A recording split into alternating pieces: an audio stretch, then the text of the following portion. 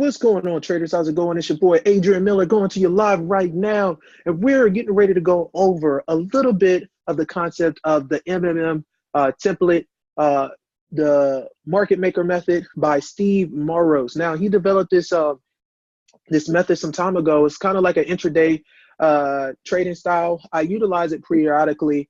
Of course, as y'all know, majority of my style, I go off of price action. But then again, this was one of the original strategies that I used to start getting my feet wet in Forex, and it taught me how to be an intraday trader and a scalper. Again, a lot of people utilize this strategy for that. If you're an intraday trader, you're a scalper, even a swing trader, this could be useful to you. Now, there's a lot of people that have mixed emotions about the Beat the Market Maker method. But I have little words to say to those type of people. Guys, ladies and gentlemen, it's a strategy, okay? It is literally a strategy. Steve Morrows came up with this method because it would work for him. It was working for him. And because it was working for him, he decided to share it with the world and bless other people with that strategy. Just because that strategy worked for him does not mean it's going to work for you, okay? There's several different Forex and stock strategies out there, and I will say this: majority of them work. Majority of them are going to get you to where you want to be, but it may not work for you entirely. If you get what I'm saying, you may have to dissect that strategy so that way it works. Portions of it work for you. All right. If you notice on here too, this is a more of a modified version of that market makers method, but at the same time, the concept is still the same. Definitely check out Steve Morrow's method. I'm pretty sure you can get the template anywhere. I can see if I can get my hands across a copy of it, but for the most part, just check out his website. He's awesome cat, man. And for those that heard about him, know about him, y'all probably already know the same thing. But this is just going to sum up the template so that way you know about the template. And then in the next video, we're going to be talking about the basic concept of the strategy that I utilize with this, so that way I can understand how this strategy plays with price action. Because all I do is take what I know about price action and apply it to a strategy. It's the same thing that you could possibly do with price action for you. If you know about harmonics, if you know about the EMAs, if you know about Bollinger Bands, learn price action first and then apply a strategy to it, and then everything just falls together. It just melts together, okay? So the first thing that I want to bring your attention to is icon over here, over on this side. As you can see, we have our pair that's presented over here, all right? And you can see that it says H1. Obviously, that means the hour time frame. Talks about our spread, lets us know how much spread we have, our range, our candlestick time, Asian range. It lets you know pretty much everything that you need to know about what session you're in and also the time frame. I feel like this little portion right here is very, very useful because a lot of times when it gets to 4 hours and stuff like that, if you're depending on your time zones and stuff like that, that can be really, really confusing. So sometimes, after an hour, I kind of lose track of it. I don't know about y'all, but after an hour, I kind of lose track. So it just makes stuff easier for you in a sense to be able to keep up with your times and everything. You also even have the Tokyo time, you have the Hong Kong time, the London, the New York session, all that stuff. It even talks about your current location. So like I said, I really enjoy this template in a sense. It kind of lets you know. Even down here, I have at the bottom, you can see like news events that come up as well at the bottom here. Of course, the market is currently closed. I'm just going over the template on this particular one, so you don't have to worry about too much. But that's what it is. So the main focus on this particular one, as I said, Steve Morrows developed this thing as a scalping intraday tool. Of course, you can utilize it for higher time frames, but it was mainly used for intraday trading. Now, with this particular one, you'll notice that, and again, those that have the Beat the Market Maker template, you will notice that on the sides here that you have these dotted lines going down. These mark out the different times. Okay, those mark out the time zones, right? And then on top of that, you have these sections. Now, depending on if you have his template, again, I have a modified version of it. If you have his template, it's going to be a lighter version of this blue box. And these blue box and red boxes represent, if you have the template, the blue box and the red box represent the Asian range for the blue, and the red, it represents the New York session time frames. Those mark out the majority of the time frames. Okay, each of these EMAs represents of course, the trend. Okay, they all have a specific job. Okay, and again, this is not for to teach about the specific job of them. I'm just giving you the overlay of this and the basic concept of it. All right, so each and every one of those EMAs, we're gonna, I guess I give you a little bit of that.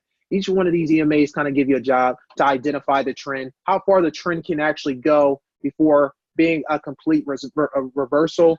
And it's kind of similar to what I talked about in my video with mastering the EMAs. Okay, so if you are curious about EMAs, I highly recommend going to that EMA mastery and checking that out. Okay. So if you look at each of those boxes, all right, there's numbers in each of these boxes right here. These boxes represent the pip count of each session. So in Asian range, as you can see right there, it says 22.5. That means that in this session, all right, the pip range varied between 22 pips. All right, and of course, if you go to a higher or lower time frame, those numbers might change. All right, but that represents the range of which those pips went. Okay. All right. Then you have at the bottom here, you have what is called a TDI. All right. All right. And that's a trend dynamic indicator. If you're wondering what the TDI stands for. All right. It has a combination of moving averages, directional index, Bollinger Bands, and the RSI. So it has a mix of all of that in one indicator. It kind of works to be a powerful indicator in a sense, because some people utilize Bollinger Bands individually and know how powerful they are, the RSI individually and know how powerful that is. So to have all those subsidized in one indicator is a very powerful thing. And understand and utilize right can be, you can find some really massive entries. Okay, now just like in the indicator, okay, just like in the indicator, there is lag time because there are rules to his method that, you know, you have to wait for certain crosses of the EMAs and stuff like that, which sometimes if you're waiting for crosses, there's lag time, right? Because in price action, from what I know, price action, right, you're waiting for certain candlestick patterns. Okay, so those patterns might actually present themselves before the actual crossing of an EMA. It will cause you to miss out on a couple crucial, if not detrimental, entries. So that's where this indicator could possibly lag a little bit. But for the most part, when it comes to understanding that, hey, this move is finalized for the day, that's when they kind of come useful. Because a lot of times once these certain EMAs that you see here, these are exponential moving averages, once they cross and you understand that movement is going up or going down, then once those EMAs cross, in a retro sense, they're supposed to solidify the movement of the day in that direction. So it's going to let you know, okay, for the rest of the day, for the most part, okay, it's going to be moving in that direction. All right. So again, that's what these EMAs represent. Okay. So again, we covered the side panel over here, what all of this represents. We also covered what this TDI is down here, what this indicator is down here. And also we covered what the EMAs represents as well. Now, majority of this, guys, this is common knowledge. Okay. This is nothing super, in depth. I just wanted to give you an overview of what this template is used for, because again, I've seen a lot of controversy come over Steve Morros's method. And again, my rating of it is, I'll give it about a 7 to 6 out of 10. Me personally, because I've had massive success with it. Okay. I've had massive success with it. I've seen it in work.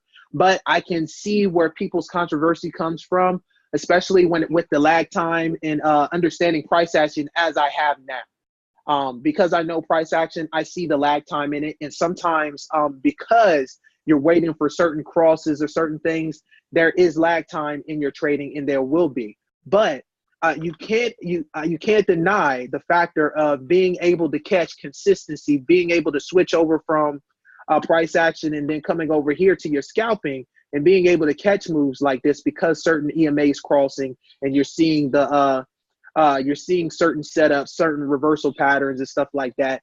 And for a beginner trader, I feel like this would be an awesome tool. And even for an experienced trader that wants to, catch, smaller scalp trades, I feel like this is a powerful tool to utilize. So that way you can catch those quick trades in the market and then get out. And then of course, go back into those swing trades on your price action trading. So again, this is going to pretty much wrap it up with that. Oh yeah, let me go over one more thing. And then again, these EMAs once again represents how far the market can actually go in the opposite direction before going right back with the trend.